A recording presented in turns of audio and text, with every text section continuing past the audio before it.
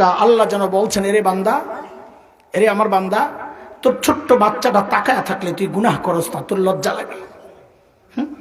তোর বাবা মা তাকায় থাকলে তুই গুনাহ করস না, তোর শ্বশুর শাশুড়ি মুরব্বী তাকায় থাকলে তুই গুনাহ করস না, অথচ আমি করিম রব তাকায় তাকায় তোরে ডাকছি, তাও তুই গুনাহ ছাড়স না কেন রে বান্দা? কি হয়ে গেল তোর? আমার দাম বুঝি তোর কাছে ওই ছোট্ট বাচ্চাটার চেয়ে কমে গেল? হ্যাঁ, আমার দাম বুঝি তোর কাছে আমার মাখলুকের চেয়ে কমে গেল না? আমার মাখলুক তাকায়া থাকলে, তোর ওই ছোট্ট বাচ্চা তাকায়া থাকলে তুই গুনাহ করস না, আর আমি করিম রব তাকায়া তাকায়া তোকে ডাকছি, তাও তুই গুনাহ ছাড়স না কেন রে বান্দা? মা গররাকা বিরব্বিকাল করিম, কে তোকে ধোকায় ফেলছে? কার কাছ থেকে কি পায়া তুই আমি রবকে ভুলে গেলি? ও ভাই, গুনাহ করার কথা মনে পড়লেই যদি এই চিন্তাটা খালি মাথায় আনা যায়, আরে এই মুহূর্তে আমার রব আমারে ডাকতেছে, বান্দা যেই পাও দিয়ে আগাইতেছস ওই পাওটা আমার দেওয়া